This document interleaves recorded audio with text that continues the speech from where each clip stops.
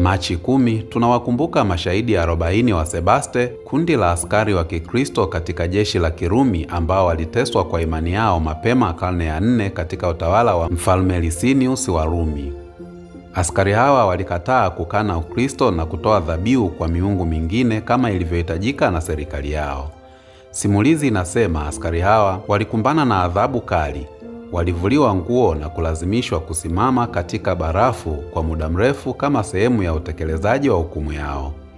Baadhi ya vyanzo vinasema kwamba wakati walipokutana na baridi hiyo walisifu na kumwimbia Mungu. Mwishowe wote 40 walifariki na wanaheshimiwa kama mashahidi hasa katika kanisa la Armenia na madhehebu mengine ya Kikristo.